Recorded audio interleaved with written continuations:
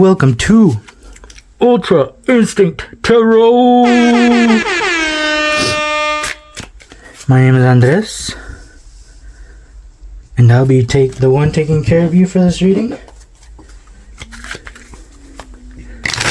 As always, we're gonna receive the help from these three homies.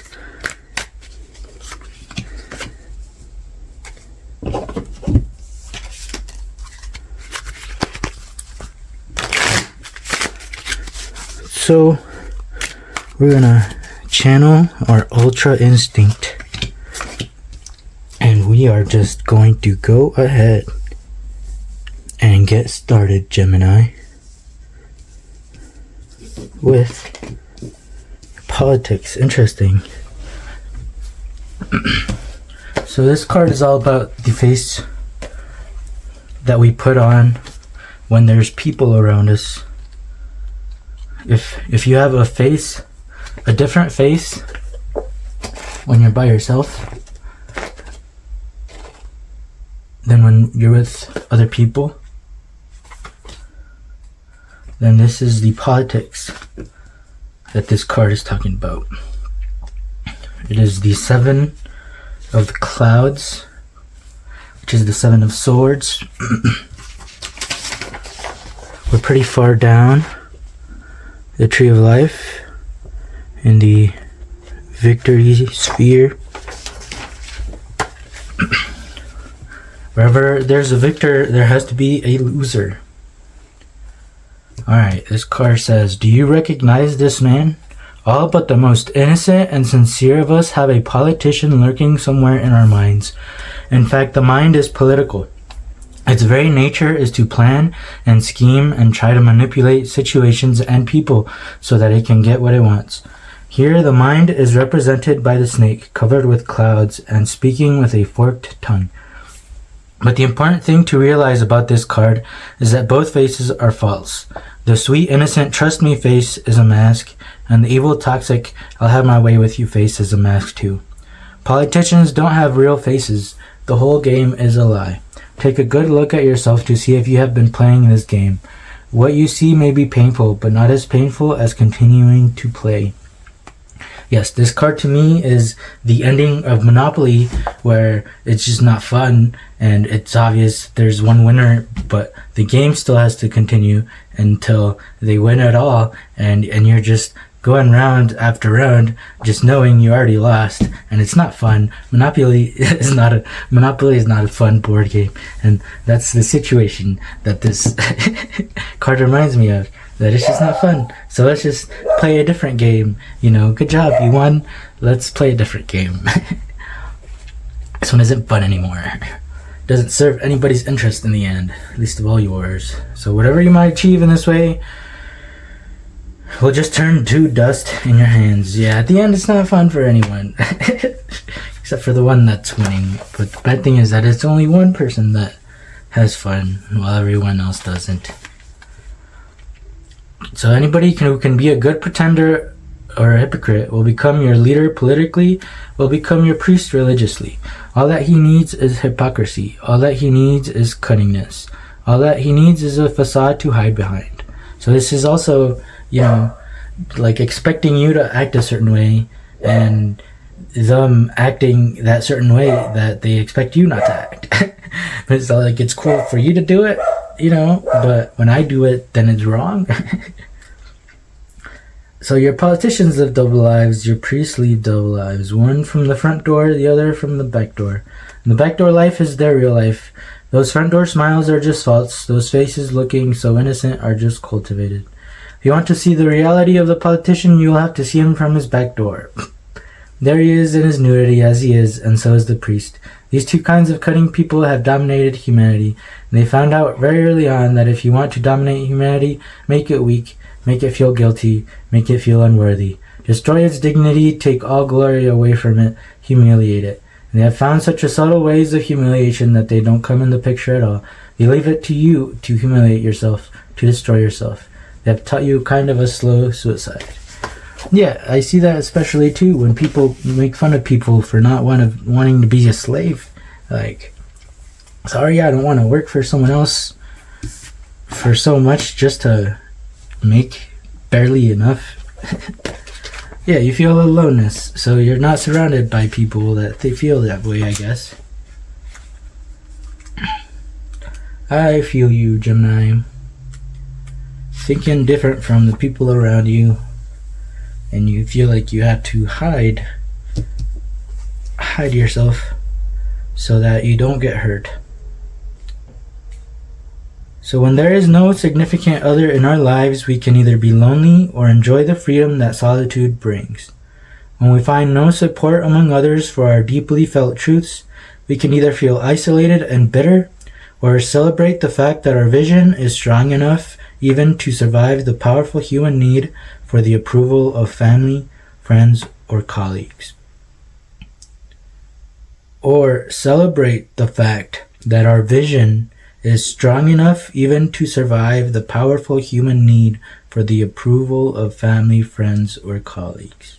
If you are facing such a situation now, be aware of how you are choosing to view your aloneness and take responsibility for the choice you have made. The humble figure in this card glows with the light that emanates from within.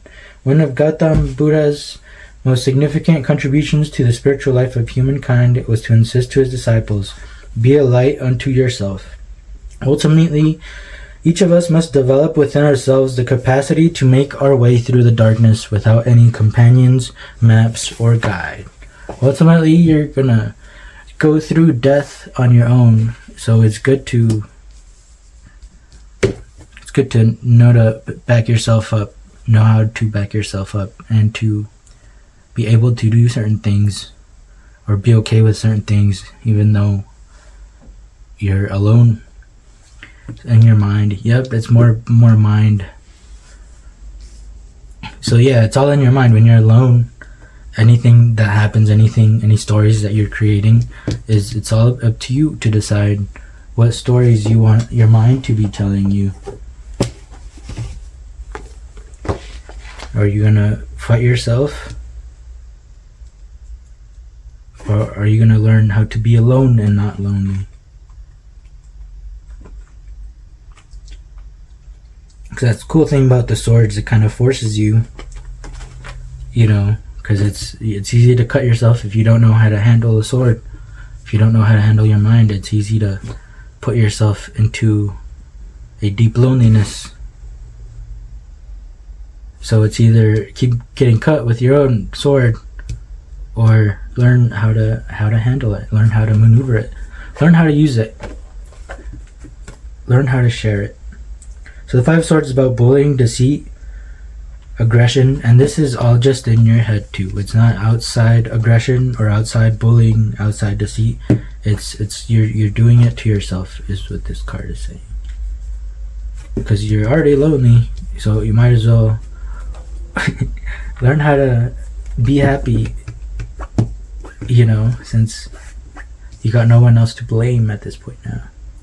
So aggression is suggested by the Five of Swords. There may be a conflict, but no matter who comes out as the perceived winner, everyone loses. Sharp and painful words linger even when the fight is over. Ego may be at play here. Some may feel that the most important thing is winning. Even if the fool wins, trust and dignity have been lost. Every battle has its price. Choose your battles. All conflict takes its toll. Understand which battles are important to you and ultimately serve your beliefs in the long run, and which to walk away from. Yeah. So I guess that's kind of a learning how to defend oneself. Oh, you're going through it, Gemini. I am. But it's all in your mind, and all with the swords.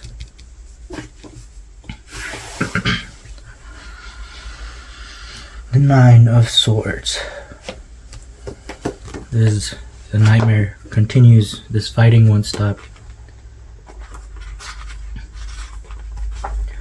Worry, nightmares, anxiety, fears. If the fool never released herself in the Eight of Swords, she then confronts the Nine. It's almost over, Gemini. When the cold logic of the swords ran its course, an endless series of questions Worries, anxieties, and doubts can result. Nightmares run wild and the world feels inhospitable and ominous. She is haunted by the thought of what terrible events could be lurking around the corner. During the daytime, you may forget your worries because there are so many distractions, but when you lie down at night, what conversations or scenarios replay in your head? There's a reason they keep coming back. Does an offhand comment by your partner turn into a fixation? In the quiet of night, our minds can run in circles, tormenting us. What keeps you awake? Ultimately, if somebody does say something to us, it is only gonna hurt if we believe it. If we also tell ourselves the same thing, then it's gonna really hurt. But if it doesn't, if we don't believe it, if somebody tells you the grass is blue, you're kind of just, no, it's not. That's not true, and then you're just gonna move along. So if there's something that's really hurting and it keeps coming back, it's because you are believing it. You believe it. You're trying to prove that you don't. But ultimately you do, and that's why it hurts.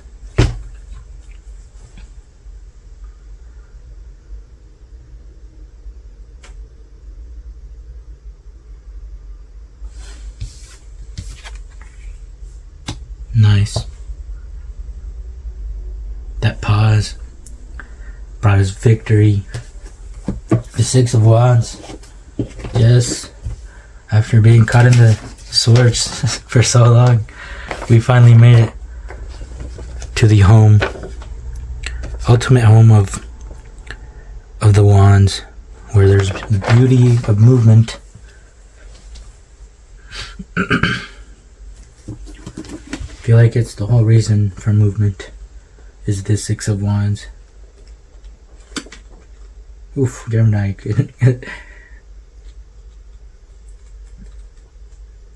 Probably feels like so long that you've been waiting for this.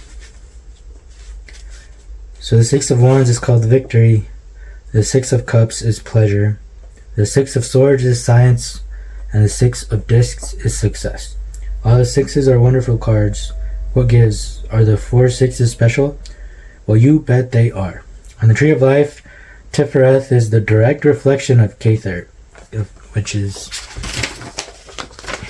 So this is the direct reflection of this. So just think of it this way. It's like a mirror. You see it. So this is the direct reflection, the mirrored version of the home. But you understand too that it is the mirror version of the home, so you can understand yourself. So this is the Son of the Father. It is perfectly balanced left to right and top to bottom. It is the heart center of our psychic bodies and the Ruach of our souls. It rules as the central Sun King, surrounded by the spheres of the planets. Consequently, no matter how incompatible the card's planetary and zodiacal relationship may be, that card is a 6, we are in Tifereth. And if we are in Tifereth, we are looking good. Yeah, very well deserved. In the case of the Six of Wands, we are doubly blessed with the happy marriage of expansive, boisterous, and generous Jupiter and powerful Sun-ruled Leo. This is the recipe for triumphant victory. Good shit. Wait. Oh, and the Knight of Wands. Okay, wow. So you have been stuck here for a while, and then we're finally going to see some movement after this long pause. Because the Knight of Wands is the fastest. This is the fastest knight.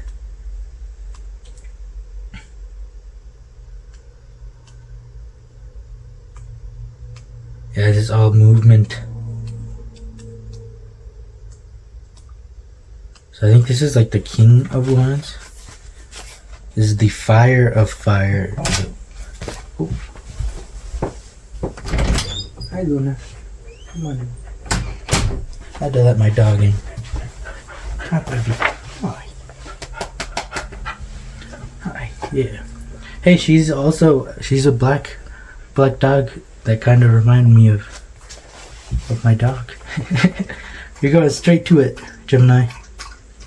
So the moral qualities appropriate to this figure are activity, generosity, fierceness, impetuosity, pride, impulsiveness, swiftness, and unpredictable actions. Just goes for it. No more thinking. If wrongly energized, he is evil-minded, cruel, bigoted, and brutal. He is in either case ill-fitted to carry on his action. He has no means of modifying it according to circumstances. If he fails in his first effort, he has no resource. But this is very, very, very essential and very useful tool, especially when you're stuck in a place like this. Yeah, this is the fire of fire. This is the portrait of someone who is riding a rocket, and that can be very risky. If the rocket is aimed properly, he or she misses the target. If there is not enough fuel, he or she crashes. If there is too much fuel, the person explodes. But if everything goes well, it is the most spectacular of successes. And some Knight of Wands have been Robert Fulton, Indira Gandhi, Robert Kennedy, Frank Sinatra, and Mary Queen of Scots. They were all Knight of Wands. Oof, what a beautiful ending, though, to a reading. Sounds like a beautiful start to something new, to something way better. All right, we're gonna get some last advice. Oh, nice, from the Office Oracle deck. Interesting. Yeah, the long pause. This is the meditate card. And notice how we took a little pause right after this Nine of Swords, and victory came right after it. So this is that's cool. Let's find the.